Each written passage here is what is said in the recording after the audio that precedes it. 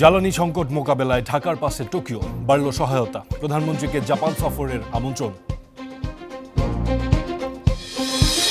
5 আগস্টের মধ্যেই জুলাই জাদুঘর খুলে দিতে নাহিদের আলটিমেটাম, ক্ষমতার কাছে উপেক্ষিত জন আকাঙ্ক্ষা বলছেন বিশ্লেষকরা। আদালতে যেন ফ্যাসিস্ট ব্যবস্থা ফিরে না আসে সতর্ক থাকতে বললেন রিজভী, সরকারের উপর নজর রাখতে বিরোধী দলের ছায়া মন্ত্রিসভা। দেশের সাদা পতাকার মিছিল উদ্বেগ, নিরবিচ্ছিন্ন নজরদারির পরামর্শ নিরাপত্তা বিশ্লেষকদের, জঙ্গি উত্থানের সুযোগ দেখছে না সরকার। এইচএসসি পরীক্ষা শুরু হচ্ছে আজ, কেন্দ্রে কেন্দ্রে থাকছে সিসি ক্যামেরা, দ্রুত খাতা দেখতে অতিরিক্ত শিক্ষক নিয়োগের সিদ্ধান্ত। শেরপুরে গারো শিশু ধর্ষণ হত্যায় কান্তি মারাকের মৃত্যুদণ্ড বহাল, 5 বছর আগেই কারাগারে মারা গেছেন আসামি।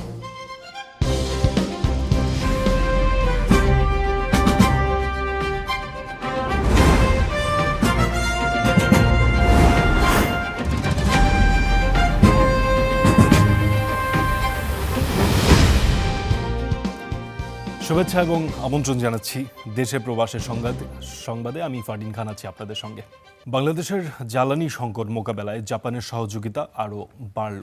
$312 মিলিয়ন থেকে বাড়িয়ে $500 মিলিয়ন দেওয়ার বিষয়ে ইতিবাচক সাড়া পাওয়া গেছে।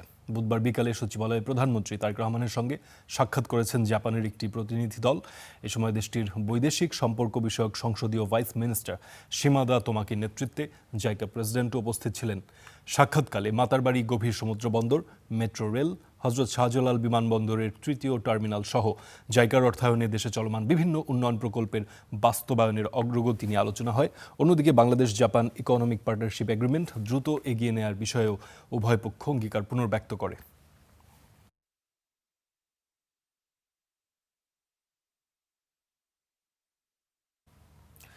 তিনটি নতুন উপজেলা ও একটি থানার অনুমোদন দিয়েছে প্রশাসনিক পুনর্বিন্যাস সংক্রান্ত জাতীয় বাস্তবায়ন কমিটি। এছাড়া পুরো পূর্বাচল প্রকল্পকেই ঢাকা জেলায় অন্তর্ভুক্ত করার সিদ্ধান্ত হয়েছে সভায়। বুধবার সচিবালয়ে প্রধানমন্ত্রী তারেক রহমানের সভাপতিত্বে নিকার 121তম সভায় এসব সিদ্ধান্ত হয়। নিকার প্রস্তাব অনুযায়ী 3টি নতুন উপজেলা হচ্ছে চট্টগ্রাম জেলার ফটিকছড়ি উপজেলার 6টি ইউনিয়ন নিয়ে ফটিকছড়ি উত্তর, কুমিল্লা জেলার মুরাদনগর উপজেলাকে ভাগ করে বাঙ্গুরা এবং ময়মনসিংহ জেলার গফরগাঁও উপজেলার পাগলা থানার 8টি ইউনিয়ন নিয়ে দক্ষিণ গফরগাঁও, আর চট্টগ্রামের হালদা পেয়েছে থানার স্বীকৃতি।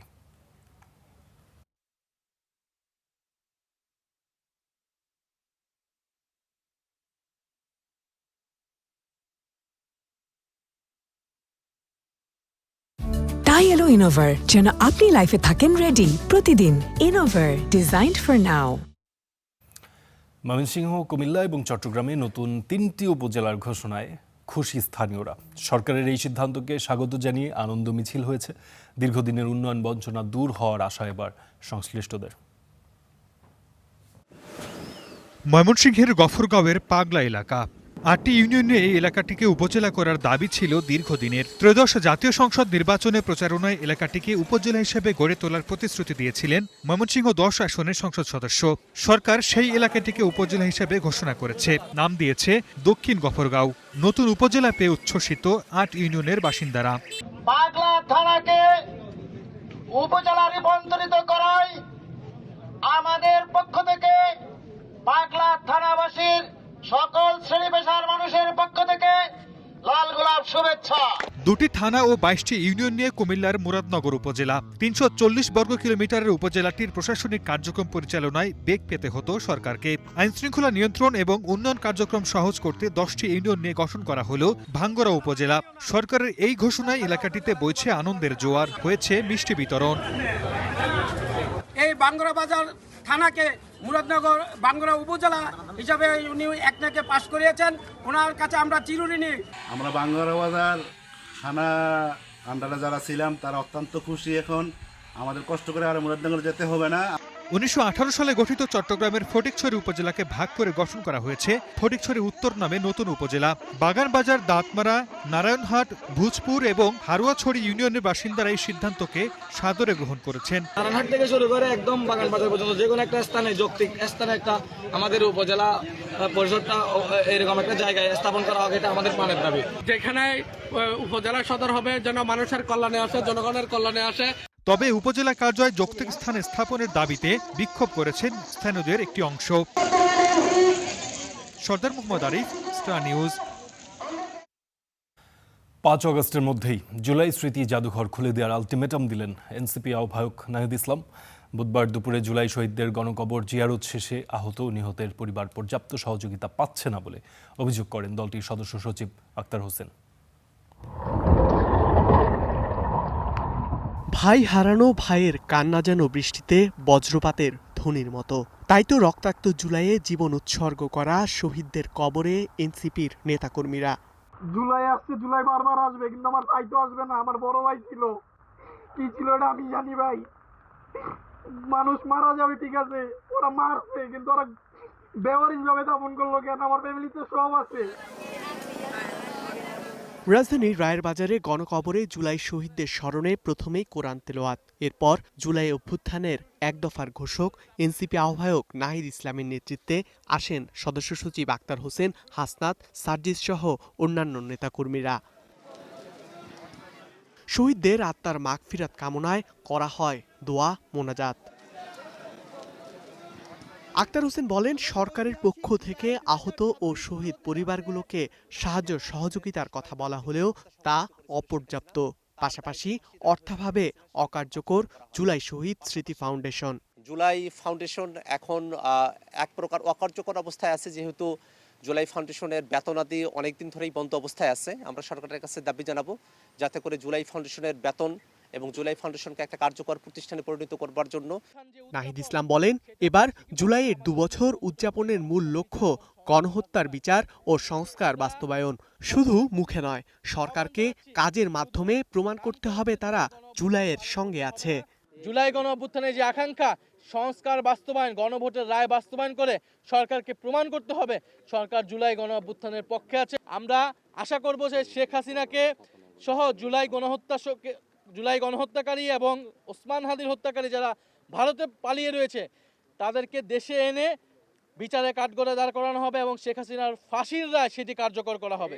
ট্রাইব্যুনালে হাসানুল হক কিনুর বিচারের সাজা নিয়েও প্রশ্ন তোলেন নাহিদ। সেই সঙ্গে 5 আগস্টের মধ্যে জুলাই জাদুঘর খুলে দেওয়ার দাবি তার। 5ই আগস্টের মধ্যে জুলাই জাতীয় জাদুঘর খুলে দিতে হবে, না হলে জনগণ নিজেরাই সেই জাদুঘর কিন্তু খুলে নেবে এবং নিজেরাই সেই জাদুঘরে যাওয়ার ব্যবস্থা করবে। এনসিপির দেশ গড়তে জুলাই জাগরণ কর্মসূচির 36 দিনে শহর থেকে শুরু করে উপজেলা পর্যন্ত থাকছে সেমিনার, সভা সমাবেশ, বিতর্ক, ফুটবল ম্যাচ সহ নানা আয়োজন। ধ্রুব ইকরামুল, স্টার নিউজ, ঢাকা। আদালতে যেন ফ্যাসিস্ট ব্যবস্থা আর ফিরে না আসে সে বিষয়ে সতর্ক থাকতে বলেছেন প্রধানমন্ত্রী, রাজনৈতিক উপদেষ্টা ও বিএনপির সিনিয়র যুগ্ম মহাসচিব রুহুল কবির রিজভী। বুধবার বিকেলে সুপ্রিম কোর্ট আইনজীবী সমিতিতে এক সংবর্ধনা অনুষ্ঠানে বক্তব্য রাখেন তিনি। এ সময় তিনি বলেন, বিগত 17 বছর ধরে বরেণ্য আইনজীবীরাও শেখ হাসিনার কালো থাবা থেকে মুক্তি পাননি। আওয়ামী সরকারের সময় বিচারকরা শেখ হাসিনার চাকর বাকরের মতো ছিলেন বলেও মন্তব্য করেন রিজভী। তিনি আরও বলেছেন, জাতীয়তাবাদী আইনজীবীরা গণতন্ত্রের প্রহরী হিসেবে কাজ করেছেন।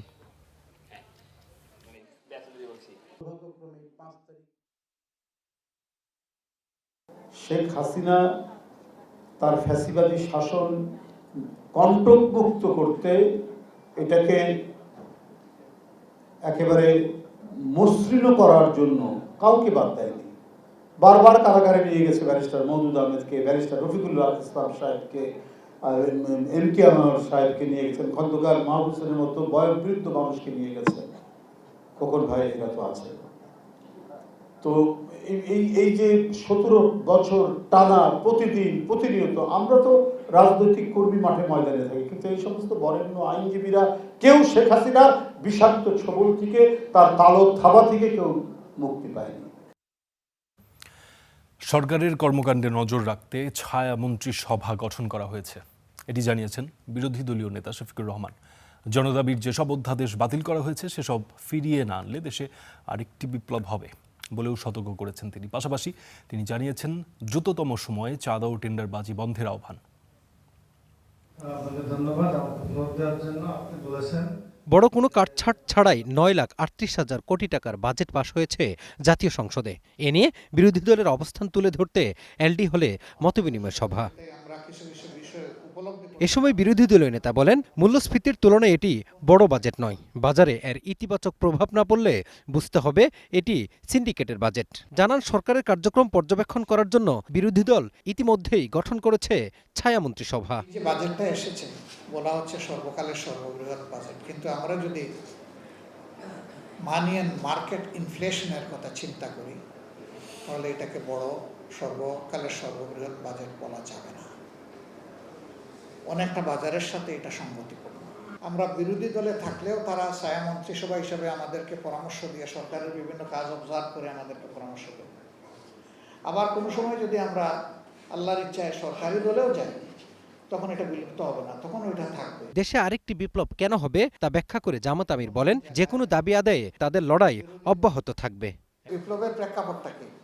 প্রেক্ষাপট গণভোট গুম হয়ে গেছে, প্রেক্ষাপট স্বাধীন বিচার বিভাগের উপরে হাত দেওয়া হয়েছে, ওই সেক্রেটারিয়েট ওপেন হওয়ার পরে এটা এখন বন্ধ হয়ে গেছে, যেটার কারণে অতীতে ফেসিবাদ কায়েম হয়েছিল।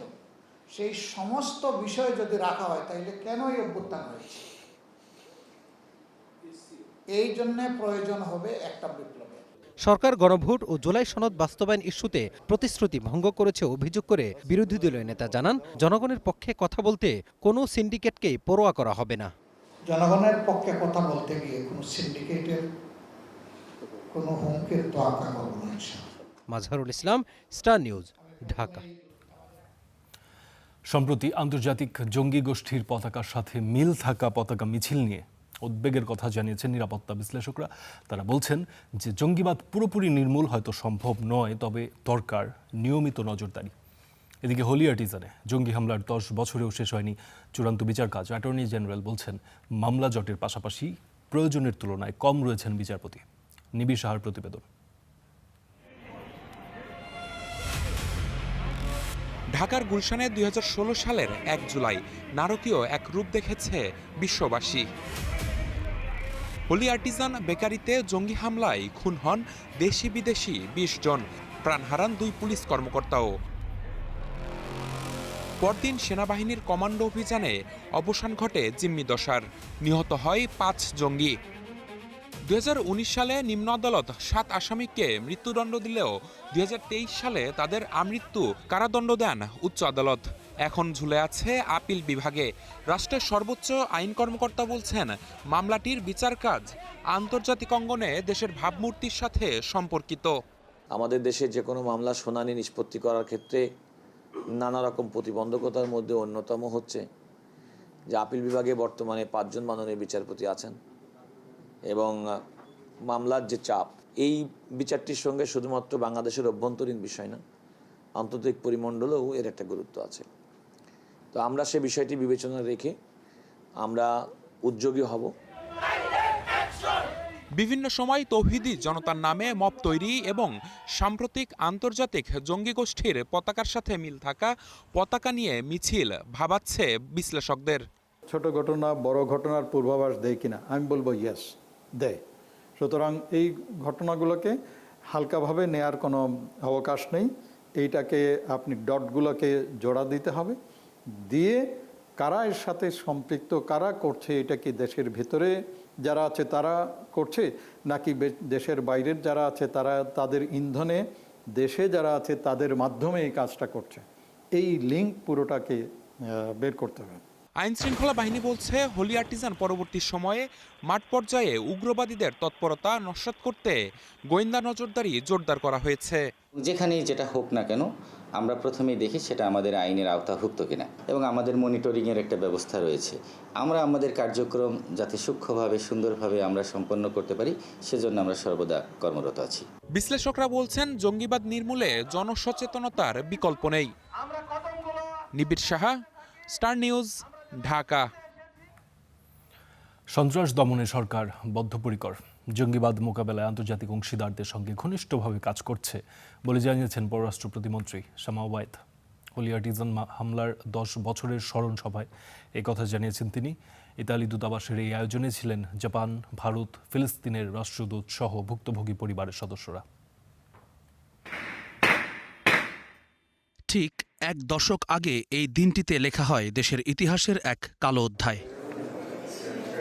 2016 সালের 1 জুলাই রাজধানীর গুলশানে হলি আর্টিজান বেকারিতে সন্ত্রাসী হামলায় নিহত হন 22 জন।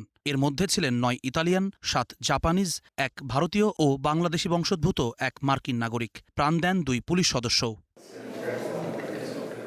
হামলার 10 বছরে ইতালির রাষ্ট্রদূতের বাসভবনে আয়োজন করা হয় স্মরণসভা।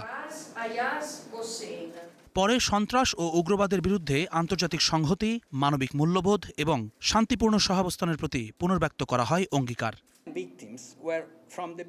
সন্ত্রাসীরা বাংলাদেশ ও আন্তর্জাতিক সম্প্রদায়ের মানুষের মধ্যে ঘৃণা ছড়াতে ও বিভাজন সৃষ্টি করতে চেয়েছিল, কিন্তু এর পরিবর্তে মানুষের মধ্যে সংস্কৃতির বন্ধন আরও দৃঢ় হয়েছে এবং বিভিন্ন জাতির মধ্যে সংলাপের গুরুত্ব সম্পর্কে সচেতনতা আরও বেড়েছে।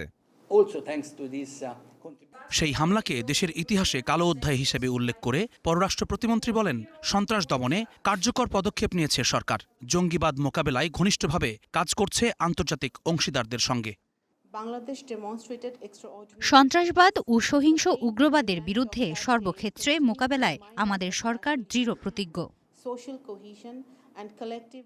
এই স্মরণসভায় সামিল হন কূটনৈতিক অঙ্গনের সদস্য, নিহতদের স্বজন, হামলা থেকে বেঁচে ফেরা ব্যক্তি ও নানা দেশের প্রতিনিধিরা। জুম্মান সাদিক, জ্যাভলিন, স্টার নিউজ, ঢাকা। যেই চিকিৎসকেরা গ্রামে কাজ করেন তারা প্রণোদনা পাবেন এবং তাদের নিরাপত্তায় এই মাসেই মোতায়েন হচ্ছে সশস্ত্র আনসার সদস্য। এই তথ্যগুলো জানিয়েছেন স্বাস্থ্যমন্ত্রী। আর জিয়াউর রহমান ফাউন্ডেশনের vice president doctor Zubaidur Rahman বলেছেন, সদর হাসপাতালে আইসিইউ বাড়ালে কমবে মৃত্যুহার। রাজধানীতে চিকিৎসা বিষয়ক এক কনফারেন্সে এসব কথা বলেছেন তারা। Bangladesh society of critical care মেডিসিনের জাতীয় কনফারেন্স, স্বাস্থ্য খাত নিয়ে নিজেদের ভাবনা বিনিময়ের মঞ্চ। এতে প্রধান অতিথি জিয়াউর রহমান ফাউন্ডেশনের vice president doctor Jubaidur Rahman. এ সময় স্বাস্থ্য খাতে বিগত দিনের চিত্র তুলে ধরে তিনি জানান, সদর হাসপাতালগুলোতে আইসিইউর সংখ্যা বাড়ালে কমবে মৃত্যুহার। বিগত বছরের অবহেলায় বাংলাদেশি ক্রিটিক্যাল কেয়ার ফেসিলিটির এক ভয়াবহ চিত্র। প্রতি 1 লক্ষ দেশবাসীর জন্য ক্রিটিক্যাল কেয়ার বেডের সংখ্যা 1.7। 64টি জেলার মধ্যে 38টি জেলায় স্থানীয় হাসপাতালে কোনো ক্রিটিক্যাল কেয়ার বা নিবিড় পরিচর্যা কেন্দ্র নেই। আর নিজ বক্তব্যে স্বাস্থ্যমন্ত্রী জানান, গ্রামে যেসব চিকিৎসক কাজ করবেন তাদের জন্য থাকবে আলাদা প্রণোদনা। এছাড়া চলতি মাসেই চিকিৎসকদের নিরাপত্তায় নিয়োগ দেয়া হচ্ছে সশস্ত্র আনসার সদস্য। 10 জন করে আনসার উইথ আর্মস, 1 জন করে প্লাটুন কমান্ডার। এই তো জুলাই মাস বাজেট পাস হয়েছে, আমরা এই মাসে আমরা দিয়ে দিচ্ছি ডাক্তারদের জন্য। গ্রাম এলাকায় যারা কর্তব্য পালন করবেন ডাক্তার সাহেব এবং অন্যান্য স্বাস্থ্যকর্মী, তাদের জন্য বিশেষ আলাদা প্রণোদনার ব্যবস্থা আমাদের মাননীয় প্রধানমন্ত্রী বাজেটে ঘোষণা করেছেন। সেখানে আপনাদেরও তো sense of accountability and obligation, you have to understand the medical ethic is tantamount to moral ethic. BNP সরকার যে জনস্বাস্থ্যে গুরুত্ব দিচ্ছে তার প্রতিফলন এবারের বাজেটেই রয়েছে বলে জানান সমাজ কল্যাণ মন্ত্রী। এবারের বাজেটের দিকে তাকিয়ে দেখেন, this is the first time ever in the history of Bangladesh, 56 বছরের ইতিহাসে সেকেন্ড লার্জেস্ট বাজেট পেয়েছে ministry of health and family welfare. অর্থাৎ মানুষের কল্যাণকে গুরুত্ব দেয় যে দল, সেটি হচ্ছে বিএনপি। অনুষ্ঠানে উন্নত প্রযুক্তি ও দক্ষ জনবলের পাশাপাশি নীতি সহায়তা চান ড্যাব নেতারা। রহমান বীরুত্তম আর সিফাত শাহরিয়ার, স্টার নিউজ, ঢাকা। চীনের সঙ্গে ভালো সম্পর্ক তৃতীয় কোনো দেশের চিন্তার বিষয় নয়। মিয়ানমার করিডোর নিয়ে চূড়ান্ত সিদ্ধান্ত সংশ্লিষ্ট মন্ত্রণালয়ের বিচার বিশ্লেষণের পরেই হবে। বিকেলে পররাষ্ট্র মন্ত্রণালয় এসব কথা জানিয়েছেন পররাষ্ট্র প্রতিমন্ত্রী। এছাড়া পাচারের অর্থ দেশে ফেরাতে 3 দেশের সঙ্গে চুক্তি হয়েছে বলেও জানিয়েছেন তিনি। প্রায় সব সরকারের সময় ঢাকা বেইজিং সম্পর্ক ছিল উষ্ণ, তবে প্রধানমন্ত্রীর সাম্প্রতিক সফরে তা পেয়েছে অনন্য উচ্চতা। তবে দক্ষিণ এশিয়ায় চীনা কর্মকাণ্ডে সবসময় থাকে ভারতের মনোযোগ। দেশটির গণমাধ্যমেও ছিল এর বহিঃপ্রকাশ। তবে ঢাকা বেইজিং সম্পর্কে তৃতীয় দেশের উদ্বেগের কারণ দেখছেন না পররাষ্ট্র প্রতিমন্ত্রী। আমরা আশা করছি যে এই সফরের পরে আর চাইনিজ ইনভেস্টমেন্ট আরও অনেক বেশি বৃদ্ধি পাবে। চায়নার সাথে সম্পর্ক থাকবে, সকল দেশের সাথে সম্পর্ক থাকবে এবং এটা আমার মনে করি না এক দেশের সাথে সম্পর্ক ভালো হলেই আরেক দেশের সাথে সম্পর্ক খারাপ হবে। আমাদের লক্ষ্যটা হচ্ছে যে সব দেশের সাথে ভালো সম্পর্ক রেখে আমাদের দেশের স্বার্থটা আমাদের হাসিল করা। বুধবার পররাষ্ট্র মন্ত্রণালয়ে প্রতিমন্ত্রী বলেন, বিগত সরকারের আমলে পাচার হওয়া অর্থ দেশে ফেরাতে বড় অগ্রগতি এসেছে। 10টি দেশের সঙ্গে চুক্তির প্রক্রিয়া শুরু হয়েছে, চূড়ান্ত হয়েছে 3টি দেশের সঙ্গে। এই এগ্রিমেন্টের মাধ্যমে আমরা এক ধাপ এগিয়েছি। আমাদের জনগণের টাকা যে পাচার হয়েছে সেই টাকা বাংলাদেশে ফেরত আনার ক্ষেত্রে আমরা এক ধাপ এগিয়েছি। সেই এ সময় মিয়ানমার করিডোর নিয়েও কথা বলেন শামা ওবায়েদ। জানান, সংশ্লিষ্ট মন্ত্রণালয়গুলোর বিচার বিশ্লেষণের পরই এ নিয়ে চূড়ান্ত সিদ্ধান্ত নেবে সরকার। কমিউনিকেশনটা যদি আমাদের সহজ হয় তাহলে আমাদের বাণিজ্য এবং অর্থনীতিতে অনেক বেশি সম্প্রসারণ ঘটবে। তো সেটার কোনো জটিলতা আছে নাকি, কোনো সমস্যা আছে নাকি, সেটা অবশ্যই সংশ্লিষ্ট মন্ত্রণালয়, এটা অনেকগুলো মন্ত্রণালয় এটার সাথে জড়িত। সেই মন্ত্রণালয়গুলো তাদের বিচার বিশ্লেষণ করবে, করেই সেটা ফাইনাল সিদ্ধান্ত নেবে। প্রস্তাবিত এই করিডোর প্রশ্নে ভারতের প্রতিক্রিয়া নিয়ে আপাতত ভাবছে না সরকার। ভারতের থিঙ্ক ট্যাঙ্ককে ভারতকে জিজ্ঞেস করেন। জুম্মান সাদিক, জ্যাভলিন, স্টার নিউজ, ঢাকা।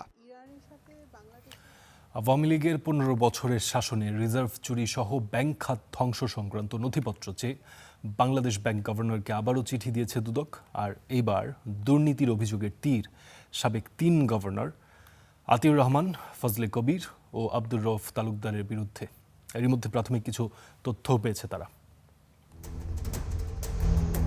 আওয়ামী লীগ শাসনের পুরোটা সময়ই আলোচনায় ছিল রিজার্ভ চুরি, হলমার্ক, বেসিক ব্যাংক ও এস আলমের ঋণ কেলেঙ্কারি সহ ব্যাংক খাতে নৈরাজ্যের প্রসঙ্গ।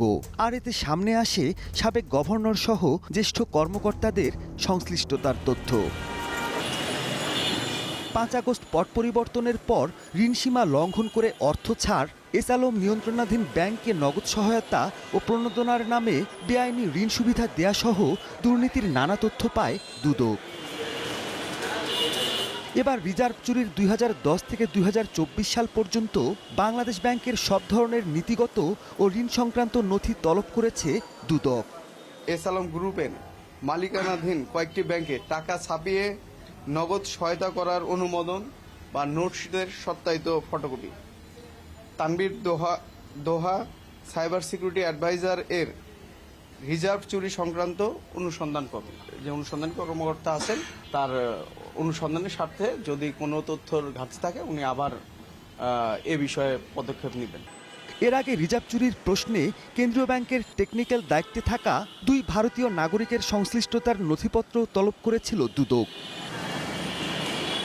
আর সাবেক আইজিপি বেনজিরকে দেশে ফেরানোর বিষয়ে 2 দেশের মধ্যে আলোচনা চলছে জানা নেই দুদক কর্মকর্তা। এটা স্বরাষ্ট্র মন্ত্রণালয় বা ফরেন মিনিস্ট্রি আছে বা সরকার আছে, তারা এই বিষয়টা দেখতেছে। Mahmudul Hasan, star news, Dhaka. একমাত্র আসামির মৃত্যু হওয়ার 5 বছর পর এলো গারো শিশু বিধি ধর্ষণ হত্যার হাইকোর্টের রায়। 1 যুগেরও বেশি সময় আগে 8 বছরের ওই শিশুটিকে ধর্ষণের পর শ্বাসরোধে হত্যায় অভিযুক্ত কান্তি মারাক ছিলেন কাশিমপুরে কারাবন্দী। বুধবার দুপুরে তার মৃত্যুদণ্ড বহাল রাখে বিশেষ বেঞ্চ। এই নিয়ে রাষ্ট্রপক্ষ বলছে যে আসামির মৃত্যুর খবর তারা জানতেন না। শেরপুরে 2013 সালে হত্যা করা হয় 8 বছরের গারো শিশু বিথি দেওয়াকে।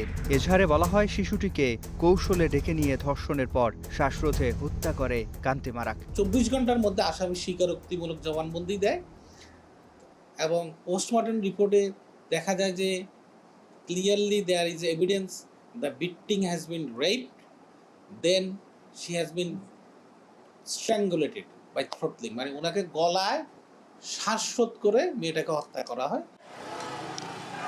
2019 সালে কান্তিকে মৃত্যুদণ্ড দেন নারী ও শিশু নির্যাতন দমন ট্রাইব্যুনাল। এরপর থেকে কাশিমপুর কারাগারে বন্দী ছিলেন মামলার একমাত্র এই আসামি। 2021 সালে কারাবন্দী অবস্থায় তার মৃত্যুর খবর আসে গণমাধ্যমে। এর 5 বছর পর ফের আলোচনায় সেই মামলা। বুধবার ডেথ রেফারেন্স শুনানি শেষে অভিযুক্তের মৃত্যুদণ্ড বহাল রেখে রায় দেন হাইকোর্টের বিশেষ বেঞ্চ।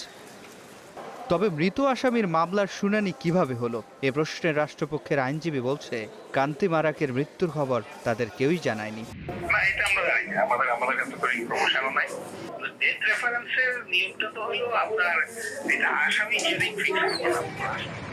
বিচারিক আদালত সহ অন্য দপ্তরে মৃত্যুর সংবাদের চিঠি দেওয়া হলেও হাইকোর্টকে চিঠি পাঠানো হয়নি বলে জানান কাশিমপুর হাই সিকিউরিটি কারাগারের সিনিয়র জেল সুপার। নর্মালি যেসব জায়গায় জানানোর দরকার সব জায়গায় জানানো হয়েছে, কিন্তু হাইকোর্টে কোনো কপি সেই সময় দেওয়া হয় নাই এখন কেন দেওয়া হয় না এটার আসলে কারণটা হয়তো আমার সংশ্লিষ্ট কর্তৃপক্ষ, তখনকার কর্তৃপক্ষই ভালো বলতে পারবে। আইন অনুযায়ী মামলায় অভিযুক্ত কারো মৃত্যু হলে তার বিরুদ্ধে ফৌজদারি কার্যক্রম চালানো যায় না। সিফাত শাহরিয়ার, স্টার নিউজ, ঢাকা। আজ শুরু হচ্ছে এইচএসসি ও সমমানের পরীক্ষা। এর মধ্যে শিক্ষামন্ত্রী জানালেন, সামাজিক মাধ্যম ব্যবহার করে ভুয়া তথ্য ছড়িয়ে পরীক্ষার্থীদের বিভ্রান্ত করার চেষ্টা চলছে, তবে তা বন্ধে নেওয়া হয়েছে সব রকম ব্যবস্থা। সচিবালয়ে সংবাদ সম্মেলনে তিনি আরও জানিয়েছেন, এই বছর দ্রুত খাতা দেখা ও ফল দিতে থাকছে বিশেষ ব্যবস্থা। 2 জুলাই সারা দেশে এইচএসসি পরীক্ষার টেবিলে বসছেন প্রায় 13 লাখ শিক্ষার্থী। এরই মধ্যে নেওয়া হয়েছে সব ধরনের প্রস্তুতি। বুধবার এ নিয়ে সংবাদ সম্মেলন করেন শিক্ষামন্ত্রী। জানান, এবার অভিন্ন প্রশ্নপত্রে এইচএসসি ও সমমানের পরীক্ষা হবে। প্রত্যেক কেন্দ্রে থাকবে সিসি ক্যামেরা। দুর্গম অঞ্চলের শিক্ষার্থীদের যাতায়াতে রয়েছে বিকল্প ব্যবস্থা। আমরা পুলিশ প্রশাসনকে অনুরোধ করেছি, তারা যে নিরাপত্তার জন্য যারা থাকছেন তাদের কাছে বডি ক্যামেরা থাকবেন এবং আইন শৃঙ্খলা পরিস্থিতির জন্য নিয়ন্ত্রণ থাকে, সেই জন্য আমরা এটা নতুন ইনক্লুড করেছি। শিক্ষামন্ত্রী দাবি করেন, বিগত সময়ে নকল প্রশ্ন ফাঁসের যে মহোৎসব ছিল তা ঠেকানো গেছে। তবে সামাজিক মাধ্যম ব্যবহার করে ভুয়া তথ্য ছড়িয়ে পরীক্ষার্থীদের বিভ্রান্ত করার চেষ্টা চলছে। এক্সাম সম্পর্কে কিছু সোশ্যাল মিডিয়া বিভ্রান্তিকর নিউজ দিয়েছে। এবার সেই ব্যাপারে সাইবার আইনও হয়েছে। এই ধরনের বিভ্রান্তকর নিউজ যদি কেউ ছড়ায়, সাথে সাথে তাদেরকে আইনের কাছে সোপর্দ করতে হবে। এবছর দ্রুত খাতা দেখা ও পরীক্ষার ফল ঘোষণায়ও নেওয়া হয়েছে সব ধরনের পদক্ষেপ। এক্সামিনাররা সঠিকভাবে খাতা দেখছেন কিনা সেটাও আমরা এবার স্যাম্পলিং করে বোর্ডগুলোতে খাতা নিয়ে আমরা দেখব এক্সামিনাররা কি ওভার মার্কিং করছে না আন্ডার মার্কিং করছে, সেটাও আমরা পরীক্ষা নিরীক্ষা করব। শিক্ষা ব্যবস্থায় আমূল পরিবর্তন আসছে জানিয়ে শিক্ষামন্ত্রী বলেন, 2028 সালে নতুন কারিকুলামে পাঠদান ও পরীক্ষায় অংশ নেবেন শিক্ষার্থীরা। 12,70,583 জন। Nafia Farzana, star news. গৌরব, ঐতিহ্য আর আন্দোলনের আলোকবর্তিতা হয়ে 106তম বছরে পা রাখল দেশের প্রধান বিদ্যাপীঠ ঢাকা বিশ্ববিদ্যালয়। বুধবার দিবসটি উপলক্ষে এক বর্ণাঢ্য র্যালি শেষে উপাচার্য বলেন, ঢাকা বিশ্ববিদ্যালয় বিশ্বের একমাত্র প্রতিষ্ঠান যে একটি দেশের জন্ম দিয়েছে। আর ডাকসু ভিপি বলেছেন, 24-এর গণ অভ্যুত্থানের পর সবচেয়ে বড় অর্জন হলো ক্যাম্পাসে সব সংগঠনের সহাবস্থান। 1 শতাব্দীরও বেশি সময় ধরে জাতির স্বপ্ন, সংগ্রাম আর জাগরণের সাক্ষী এই সর্বোচ্চ বিদ্যাপীঠ। দেখতে দেখতে 106 বছরে ঢাকা বিশ্ববিদ্যালয়, প্রাচ্যের অক্সফোর্ড খ্যাত এই বিশ্ববিদ্যালয় জন্ম দিয়েছে একের পর এক আন্দোলনের, উপহার দিয়েছে ভাষা, স্বাধীন দেশ। তাই তো সকাল থেকেই ক্যাম্পাসে সাজ সাজ রব। ভিসি চত্বর থেকে টিএসসি, ঢল নামে শিক্ষক শিক্ষার্থীদের। ঢাকা বিশ্ববিদ্যালয় এমন একটি বিশ্ববিদ্যালয় যা একটা দেশকে তৈরি করেছে, জাতিগোষ্ঠীকে তৈরি করেছে। ঢাকা বিশ্ববিদ্যালয় শুধু গণতন্ত্র রক্ষার কাজ করে না, একই সাথে নোবেল লরেট তৈরি করে। ডক্টর মোহাম্মদ ইউনূস ঢাকা বিশ্ববিদ্যালয়ের একজন অ্যালামনাই, তিনি নোবেল প্রাইজ পেয়েছেন। ঢাকা বিশ্ববিদ্যালয়ে তিনি প্রোডাক্ট। সো আমরা তাকে অভিনন্দন জানাই। এ সময় 24-এর গণ অভ্যুত্থান পরবর্তী ক্যাম্পাসের নতুন পরিবেশ নিয়ে কথা বলেন ডাকসু ভিপি। শিক্ষার্থীদের প্রতিনিধিরা সবাই ছিল। আর এই ক্যাম্পাস এখন বিপ্লব পরবর্তী আমরা সকল অংশীজনদের মধ্যে একটা পিসফুল কোএক্সিস্টেন্স দেখতে পাচ্ছি, সহ অবস্থান, যেটা বিপ্লব পরবর্তী আমাদের সবার প্রত্যাশা ছিল, এবং সেটা আমরা দেখতে পাচ্ছি এখন ক্যাম্পাসের মধ্যে ভায়োলেন্স লেভেল 0, যেটা জুলাই বিপ্লবের অন্যতম একটা আকাঙ্ক্ষা ছিল। বাইরের উৎসব শেষে টিএসসি অডিটোরিয়ামে এই আলোচনা সভার আয়োজন। উঠে আসে উচ্চশিক্ষায় বিশ্ববিদ্যালয়ের করণীয় কার্যক্রম নিয়ে। শাসন ক্ষমতার পরিবর্তন ঘটলেও রাষ্ট্রের মৌলিক চরিত্রে কোনো রদবদল ঘটেনি। রাজনৈতিক নানা উত্থান পতনে বারবার হোঁচট খেয়েছে ঢাকা বিশ্ববিদ্যালয়। ভবিষ্যতে তাই আন্তর্জাতিক মান বজায় রেখে শিক্ষা কার্যক্রমে গুরুত্ব বাড়ানোর তাগিদ তাদের। বিশ্ববিদ্যালয়ের স্বভাবটা হচ্ছে গণতান্ত্রিক। শিক্ষার্থীরা বলছেন যে বিশ্ববিদ্যালয়ের এত সুনাম, এত অর্জন, সেটি এখনও পিছিয়ে আছে গবেষণায়, পিছিয়ে আছে ওয়ার্ল্ড র্যাঙ্কিংয়ে। এটিকে বিশ্বমানের করতে সব ধরনের উদ্যোগ নেবে বিশ্ববিদ্যালয়ের বর্তমান প্রশাসন। হাবিবুর রহমান অভি, স্টার নিউজ, ঢাকা। পূর্বাচল নতুন শহর প্রকল্পে 4টি থানা, 6টি তদন্ত কেন্দ্র এবং 2টি পুলিশ লাইন্স স্থাপনের নীতিগত সিদ্ধান্ত নিয়েছে সরকার। 3টি ডিসি অফিস ছাড়াও প্রকল্পের বিভিন্ন সেক্টরে 41টি পুলিশ বক্স স্থাপনেরও প্রক্রিয়া চলমান জানিয়ে আইজিপি জানিয়েছেন, এর ফলে পুলিশে জনবল সৃষ্টি হবে 6524 জন। পূর্বাচল ঢাকার নতুন সম্ভাবনা। তবে আবাসন সংকটের সমাধান হিসেবে নেয়া পূর্বাচল নতুন শহর প্রকল্প পুরোপুরি বাসযোগ্য হয়নি ৩১ বছরেও। ৬,১৫০ একর জমির ওপর গড়ে তোলা এই এলাকার আইন শৃঙ্খলা পরিস্থিতিও নাজুক। তবে আশার খবর, এই নতুন শহর আসছে ঢাকা মহানগর পুলিশের আওতায়। বুধবার প্রকল্প এলাকায় বরকাও পুলিশ ক্যাম্প উদ্বোধন করতে এসে আইজিপি বলেন, ৪টি থানা, ৬টি তদন্ত কেন্দ্র এবং 2টি পুলিশ লাইন্স স্থাপনের নীতিগত সিদ্ধান্ত নিয়েছে সরকার। এই প্রকল্পের উন্নয়ন কার্যক্রমকে আরও বেগবান করবে। পুলিশের অবস্থান ও তৎপরতা জনমনে আস্থা ও নির্ভরতার জায়গা তৈরি করবে। প্রাথমিক পর্যায়ে পূর্বাচলে 2টি পুলিশ ক্যাম্প স্থাপিত হবে। তার একটি বরকাও পূর্বাচল পুলিশ ক্যাম্প ১ নং সেক্টরে, যেটি আমরা আজকে উদ্বোধন করলাম। ডিএমপির আওতায় এনে একটি স্বতন্ত্র বিভাগ সৃষ্টি করে একজন অতিরিক্ত পুলিশ কমিশনারের তত্ত্বাবধানে আইন শৃঙ্খলা নিয়ন্ত্রণ করা হবে বলেও জানান আইজিপি। পূর্বাচলকে কেন্দ্র করে বর্তমান সরকারের সুদূর প্রসারী চিন্তাভাবনার পরিচয় বহন করে। এর মাধ্যমে মেগাসিটি ঢাকার আয়তন ও কলেবর যেমন বাড়বে, তেমনি নাগরিক সুযোগ সুবিধা সহ আইন শৃঙ্খলা পরিস্থিতিও একটি সুসংগঠিত কাঠামো পাবে। পুলিশ ক্যাম্প উদ্বোধন করায় আইজিপিকে ধন্যবাদ জানান স্থানীয়রা। তবে সড়কবাতি না থাকায় নিরাপত্তার শঙ্কার কথাও তুলে ধরেন। পুলিশের পাশে আমরা যদি থাকি তাহলে এখানে কোনো সন্ত্রাসী, চাঁদাবাজ কেউ আমাদেরকে ডিস্টার্ব করতে পারবে না, চোর ডাকাতও ডিস্টার্ব করতে পারবে না। মানে আইন শৃঙ্খলা রক্ষাকারী যে বাহিনী, সে যেহেতু এসে পড়েছে, আমার মনে হয় এখন আমাদের পক্ষে সম্ভব এই কোঅর্ডিনেশনটা আরও ইজি করা। পুরো এলাকাকে ডিএমপির পূর্ণ নিয়ন্ত্রণে এনে আধুনিক নিরাপত্তা কাঠামো গড়ে তোলার আহ্বান স্থানীয়দের। শাহনুর ইসলাম, স্টার নিউজ, ঢাকা। রাজধানীর বর্জ্য এখন আর শুধু ফেলার বস্তু নয়, হতে যাচ্ছে জ্বালানির নতুন উৎস। ঢাকার আমিনবাজার ল্যান্ডফিলে জমে থাকা বর্জ্য থেকেই উৎপাদন হবে বিদ্যুৎ। দীর্ঘদিনের জটিলতা কাটিয়ে প্রকল্পের কাজ শুরু হয়েছে। সরকার যেটি বলছে যে 2028 সালের মধ্যেই, নভেম্বরের মধ্যেই জাতীয় গ্রিডে যুক্ত হবে এই বিদ্যুৎ। বছরের পর বছর ধরে রাজধানীর হাজার হাজার টন বর্জ্য ফেলা হয় আমিনবাজার ল্যান্ডফিলে। এবার সেই বর্জ্যই রূপ নেবে বিদ্যুতে। বর্জ্য ব্যবস্থাপনাকে আধুনিক ও পরিবেশ বান্ধব করতে এখানে নির্মিত হচ্ছে ওয়েস্ট টু এনার্জি প্লান্ট। এ প্রকল্পের কাজের অগ্রগতি সম্পর্কে জানতে বিকেলে আমিনবাজার ল্যান্ডফিল পরিদর্শনে আসেন স্থানীয় সরকার, পরিবেশ, বন ও জলবায়ু প্রতিমন্ত্রী। পরিদর্শন শেষে গণমাধ্যমকে জানান, চুক্তি অনুযায়ী প্রতিদিন প্রায় ৩,০০০ টন বর্জ্য ব্যবহার করে সর্বোচ্চ ৪২.৫ মেগাওয়াট বিদ্যুৎ উৎপাদন করা হবে। পরিবেশ ও বিদ্যুৎ মন্ত্রণালয়ের ছাড়পত্র সংক্রান্ত জটিলতায় দীর্ঘদিন কাজ শুরু না হলেও সময় বাড়িয়ে দেয় এখন পুরোদমে কাজ শুরু করছে চীনা প্রতিষ্ঠান সিএমইসি। অক্টোবর নভেম্বর 2028 সালের মধ্যে এখানে বিদ্যুৎ উৎপাদন শুরু হবে আর কি, 28 সাল। এটার কারণ হচ্ছে যেহেতু 3 বছর তারা লস করেছে, এই কারণে এই সময়টা তাদেরকে আমরা দিয়েছি। প্রকল্পের জন্য 30 একর জমি ব্যবহারের বিপরীতে ঢাকা উত্তর সিটি কর্পোরেশন বছরে প্রায় 2 কোটি টাকা ভাড়া পাবে। আর উৎপাদিত বিদ্যুৎ ইউনিট প্রতি 21.78 সেন্ট দরে কিনবে সরকার। মাননীয় প্রধানমন্ত্রীর নির্দেশনা অনুযায়ী আমরা পরিবেশ অধিদপ্তর থেকে আমরা তাদেরকে যে কাগজপত্র করা বা গেজেট প্রকাশ করা, সেগুলো সব কিছু করা হয়েছে আইন মন্ত্রণালয়ের থ্রুতে, এবং এদেরকে পরিবেশের ছাড়পত্র দিয়ে দেওয়া হয়েছে। আমরা চাচ্ছি যেহেতু আমাদের এখানে প্রতিদিনই ৩,০০০ টন করে বর্জ্য যদি ডাম্পিং হয়, তাহলে মাসে আমাদের 90,০০০ টন, আর ৩,৫০০ টাকা 1 লাখ টনের উপর আসতেছে। নির্ধারিত সময়ের মধ্যে কাজ শেষ হলে আমিনবাজারের বর্জ্যই হয়ে উঠবে দেশের নবায়নযোগ্য জ্বালানির নতুন সম্ভাবনা। Zisan Ahmed, star news, Dhaka. ঠাকুরগাঁওয়ের বালিয়াডাঙ্গি উপজেলায় একটি স্কুলের নিখোঁজ 4 ছাত্রীকে উদ্ধার করা হয়েছে সিলেট থেকে। নিখোঁজের একদিন পর একটি বাস কাউন্টার থেকে উদ্ধার করা হয় তাদের। পুলিশের ধারণা যে ভারতে পাচারের চেষ্টা করছিল একটি চক্র।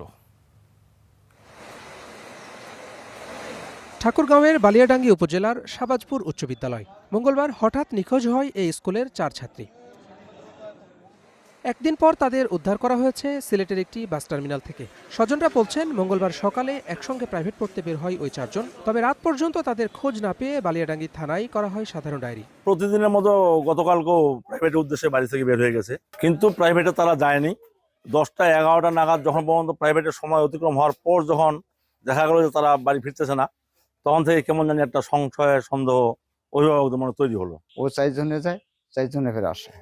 তো ওদিনকে প্রাইভেট চলে গেল, দেখা যাচ্ছে প্রায় তুমি বেটি আসেনি, কথা না আসেনি, তুমি কোচ কেন আসেনি, তো আসিবে হয়তো আওয়াজ পাওয়া যায় নাই, হঠাৎ করে এইভাবে চলে গেছে, আমরা তো কোনো কিছুই জানি না। পুলিশ বলছে জিডির পর শুরু হয় গোয়েন্দা নজরদারি।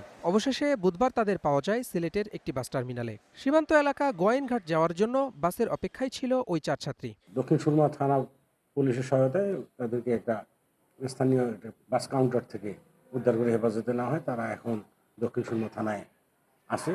পুলিশের ধারণা এই ছাত্রীরা কোনো পাচার চক্রের ফাঁদে পড়েছিল। প্রকৃত কারণ নিশ্চিত হতে চলছে তদন্ত। ঠাকুরগাঁও থেকে বাসে করে সিলেটের উদ্দেশ্যে চলে আসছেন এবং তারা এখানে অন্য কোনো তাদের প্রয়োজন আর কোনো সংবাদ এখন পর্যন্ত পাওয়া যায়।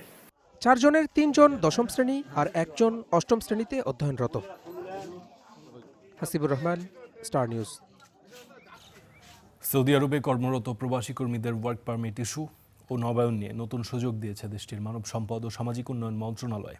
রিয়াদে বাংলাদেশে দূতাবাস এক বিজ্ঞপ্তিতে এই তথ্য জানিয়েছে। মাস শেষ হওয়ার কথা ছিল, তবে নতুন সিদ্ধান্তে নিয়োগকর্তা ও কর্মীরা চলতি বছরের 31 ডিসেম্বর পর্যন্ত প্রয়োজনীয় আইনি ও প্রশাসনিক প্রক্রিয়া সম্পন্ন করার সুযোগ পাবেন। মন্ত্রণালয় বলছে, শ্রম আইন বাস্তবায়ন, নিয়োগকর্তা ও কর্মীদের অধিকার সুরক্ষা এবং কর্মসংস্থান ব্যবস্থা আরও সুশৃঙ্খল করতে এই সিদ্ধান্ত নেওয়া হয়েছে। তবে নির্ধারিত সময়ের মধ্যেই ওয়ার্ক পারমিট নবায়ন করার আহ্বান জানিয়েছে কর্তৃপক্ষ। একই সঙ্গে সতর্ক করা হয়েছে, এই সুযোগের মধ্যে কাগজপত্র নিয়মিত না করলে সংশ্লিষ্টদের বিরুদ্ধে আইন অনুযায়ী ব্যবস্থা নেওয়া হবে। অর্চিতা শেহজিন, স্টার। যুক্তরাষ্ট্রে জন্মসূত্রে নাগরিকত্ব বা বার্থ রাইট সিটিজেনশিপ বাতিলে ট্রাম্পের নির্বাহী আদেশ খারিজ করে দিয়েছেন দেশটির সুপ্রিম কোর্ট।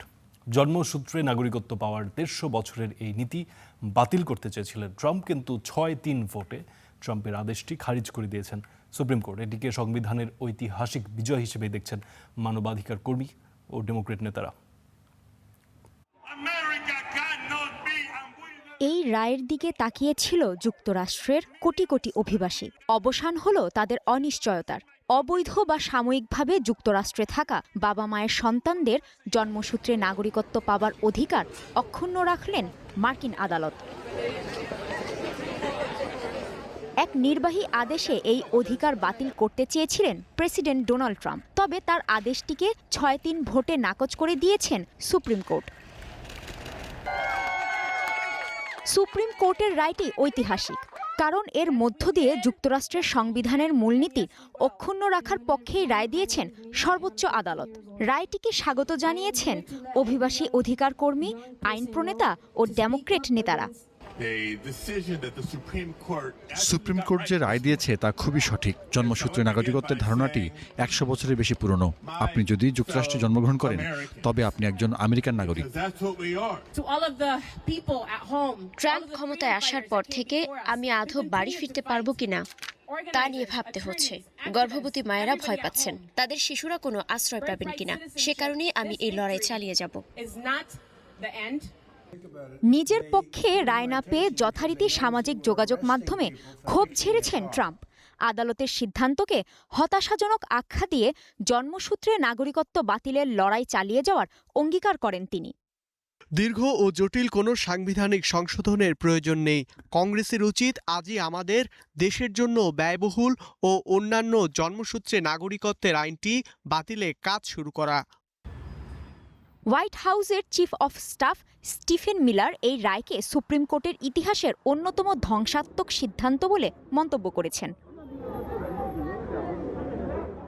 যুক্তরাষ্ট্রের গৃহযুদ্ধের পর 1858 সালে মূলত দাসত্ব থেকে সদ্য মুক্তি পাওয়া কৃষ্ণাঙ্গদের অধিকার রক্ষায় সংবিধানের 14তম সংশোধনী আনা হয়। তখন থেকেই দেশটিতে জন্ম নেয়ারা স্বয়ংক্রিয়ভাবেই নাগরিকত্বের অধিকার ভোগ করছেন। সেই মূলনীতিকে অক্ষুণ্ণ রাখার কথা জানান প্রধান বিচারপতি জন রবার্টস। কাজী শাহরিন, স্টার নিউজ। ইরান যুক্তরাষ্ট্রের মধ্যে স্থায়ী শান্তি চুক্তির প্রচেষ্টাকে ঘিরে জটিল হয়ে উঠছে পরিস্থিতি। কাতারের দোহায় মার্কিন প্রতিনিধিদের সাথে আলোচনা বয়কট করেছে ইরান।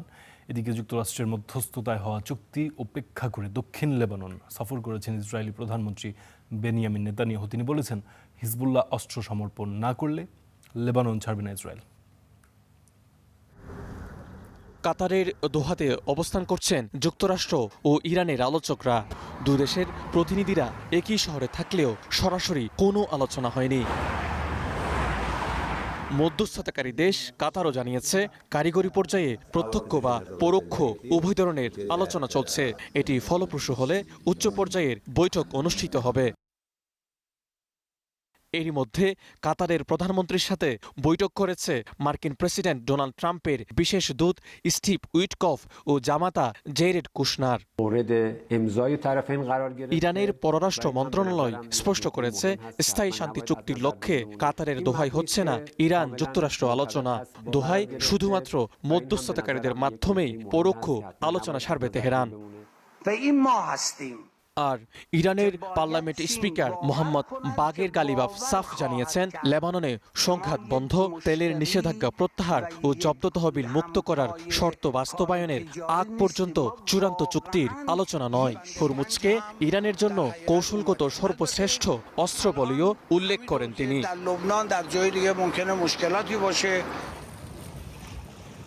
ইরান যুক্তরাষ্ট্র এই টানাপোড়েনের মাঝেই নতুন উস্কানি দিয়েছেন ইসরায়েলি প্রধানমন্ত্রী বেনিয়ামিন নেতানিয়াহু। লেবানন সরকারের সাথে সই হওয়া নিরাপত্তা চুক্তি না মানার ইঙ্গিত দিয়েছেন তিনি। আমাদের অবস্থান একদম পরিষ্কার। যতক্ষণ পর্যন্ত হিজবুল্লাহর হুমকি পুরোপুরি নির্মূল না হচ্ছে ততক্ষণ দক্ষিণ লেবানন ছাড়ছি না। যতদিন হিজবুল্লাহ সশস্ত্র থাকবে ততদিন ইসরায়েলি সেনারা এই বাফার জোনে অবস্থান করবে। এদিকে লেবাননে সামরিক অভিযান অব্যাহত রেখেছে ইসরায়েল সেনারা। সবশেষ আরও এক হিজবুল্লাহ যোদ্ধাকে হত্যার দাবি করেছে তারা। মাজিদ শাহরিয়ার, স্টার নিউজ। এই ছিল দেশের প্রবাসে। আমি ফারদিন খান ছিলাম আপনাদের সঙ্গে।